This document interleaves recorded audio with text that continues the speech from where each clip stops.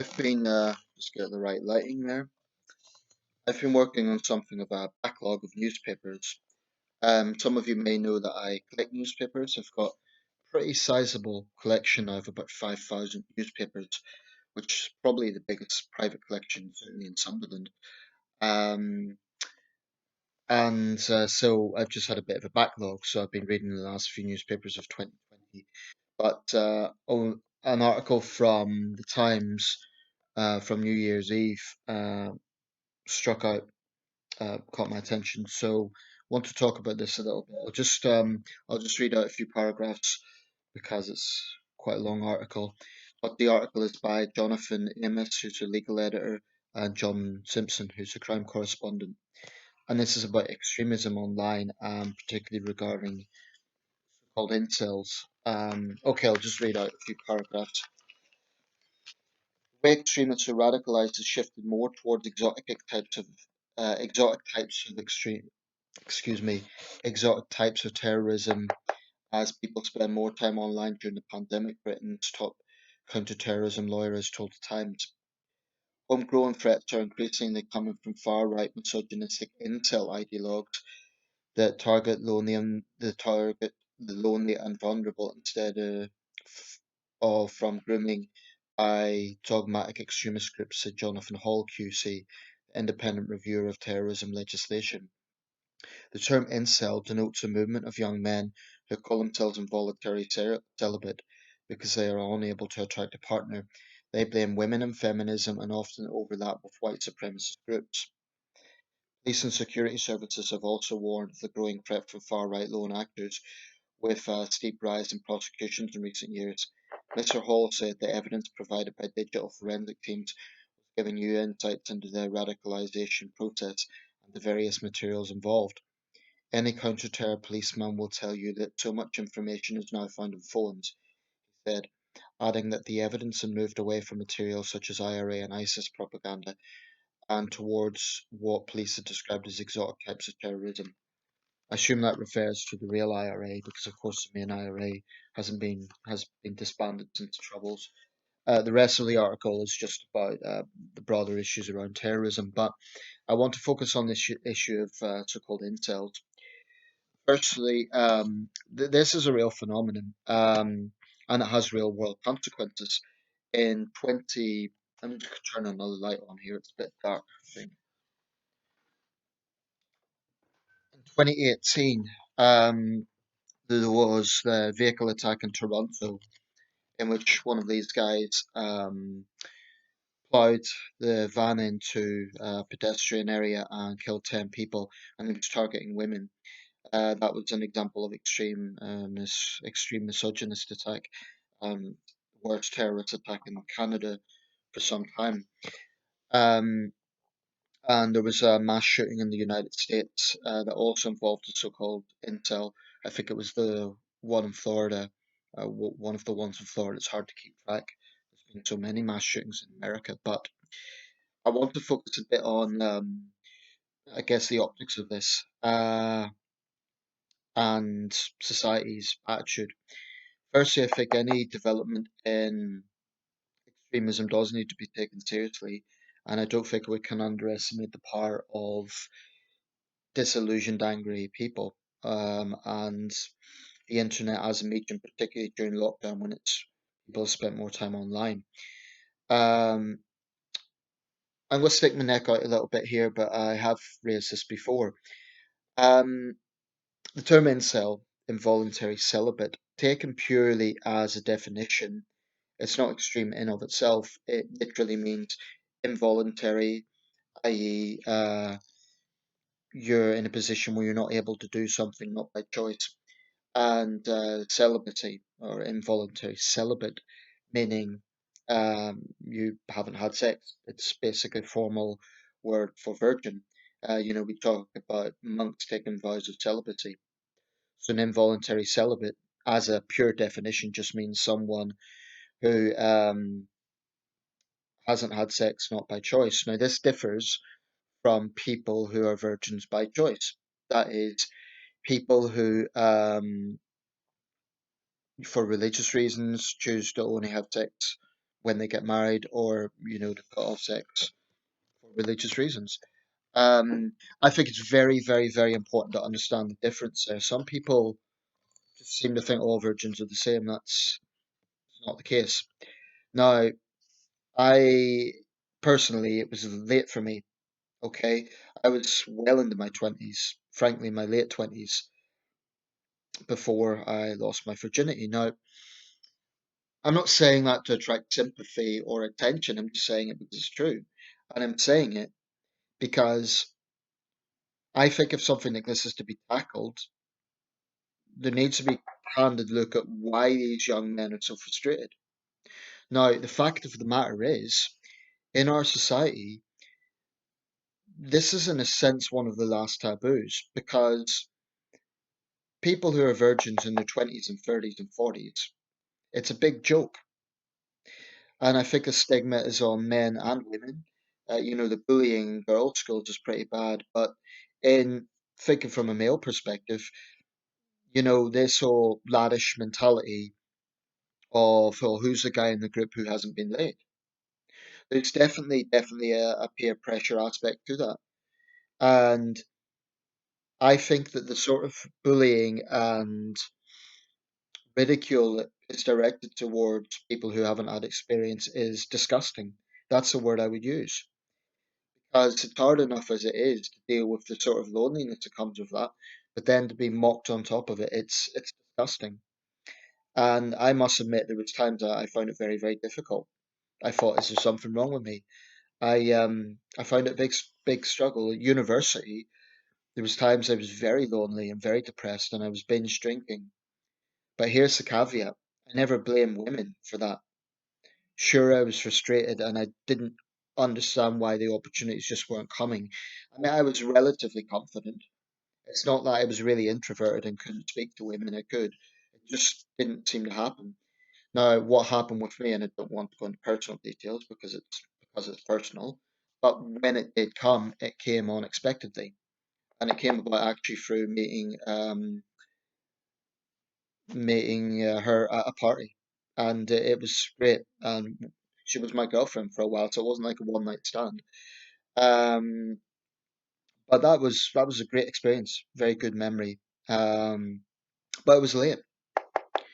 Now, if people think the response to this is just further ridicule, I've seen especially so-called alpha males really, really mock this sort of thing.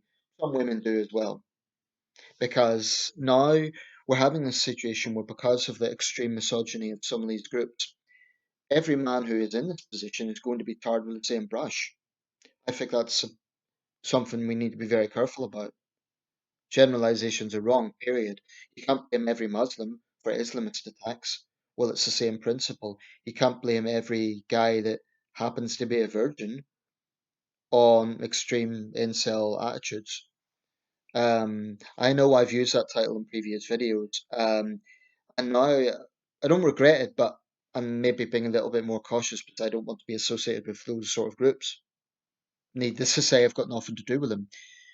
The overlap with far right or white supremacist groups is interesting, because surely there's young black and Asian men who are also in this position, and presumably they would be just as frustrated. Um, Also, the focus on men. I'm sure there are women who are lonely and haven't had experience and feel frustrated as well. But I'm not downplaying it. I think it is a real phenomenon. Now, I want to talk directly to those guys if they happen to be watching. If you're in those groups and the narrative is all about how awful feminism is, I I'm not a fan of third wave feminism. I'm pretty critical of third wave feminism. And I get it. There are absolutely double standards. There are absolutely examples of misandry within that sort of feminist attitude. And I think the never ending male shaming, we talk about male suicide. Well, the never ending male shaming coming from some feminist circles is clearly not going to help that situation. If men are constantly being seen as oppressors and useless and all the rest that gets thrown in their direction. Um, so I do think there is legitimate ground to criticize third wave feminism. However, I would stop at blaming feminists for, you know, guys not getting sexual experience.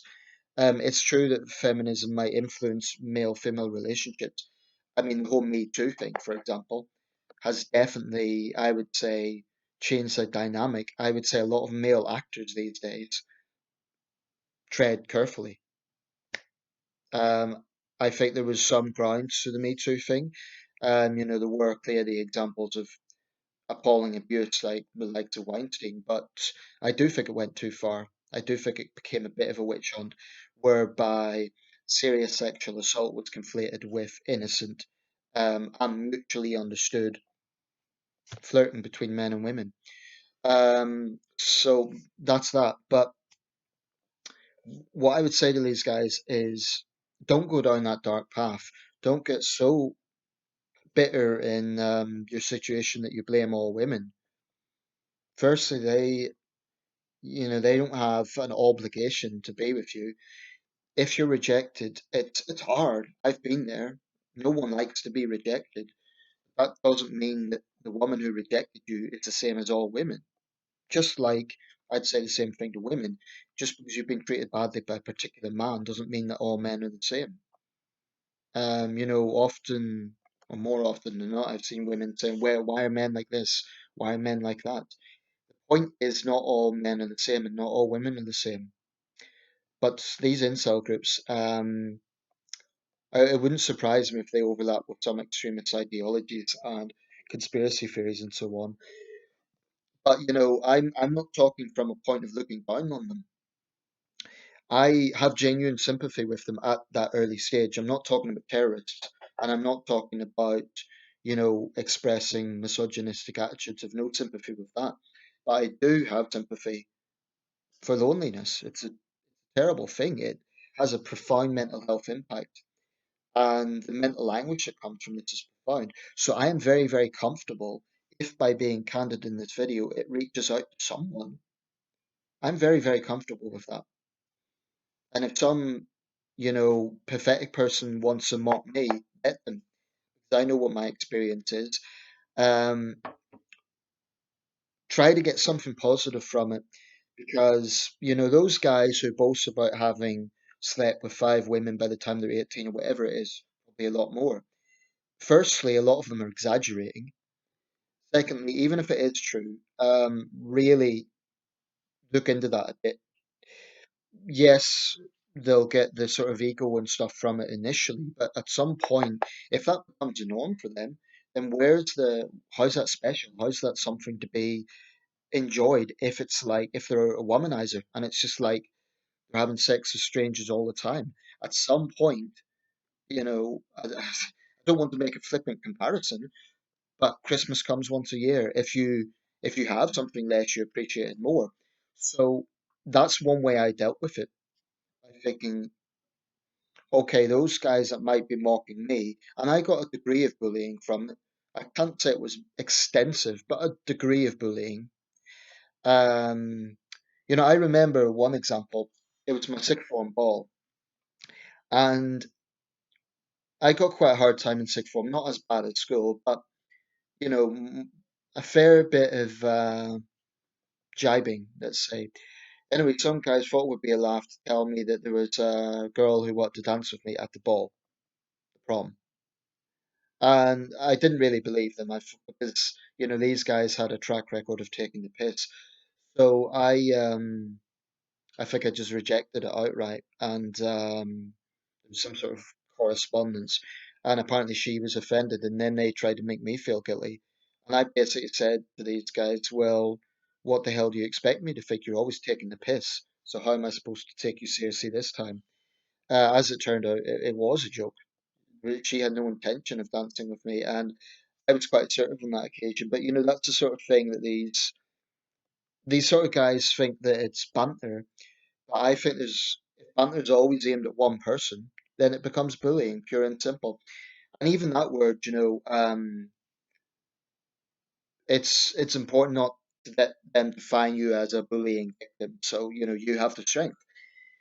But I really do get it. I get not just the loneliness, but the anger as well. because you might be thinking, I'm a decent person. Why am I going through this? Why is it taking so damn long? But what I would say is, you could be 23, 24, 25, you could be in your 30s. For me, it was my late 20s. I appreciate for some people it's going to be longer, but at some point something will happen. And if it really gets difficult, and the situation with prostitution in this country is a bit of a grey area. As I understand it, it's not illegal to exchange money for sex, but it is illegal to curb crawl. So if push comes to shove, and I'm not promoting this, but it's an option. It's an option. And legally speaking, in Britain, it's not illegal to pay for sex. As I understand it, it is illegal to curb crawl and it is illegal to solicit. It's a bit of a grey area, but check out the legal area there before you do anything. I'm not saying, by the way, that's a good thing. I'm just saying it is an option. Incidentally, I'm quite sympathetic to legalizing the sex trade for that reason. It's one reason I think it could be an avenue for people in this position who simply can't swoop into parties and pick up the girl or the guy for that matter. But also because I think it gives more safety to sex workers. Because if they're in this trade, then it's better to have them legally protected rather than, any sort of proposal to criminalize clients would backfire. Because if you had a situation, and I don't want to go too far off on a tangent with this, let's say, for example, you had a violent pimp or a previous customer who was violent or raped a sex worker, and another client was a witness. Now, he's not going to come forward because he'd be worried about getting prosecuted for being a client.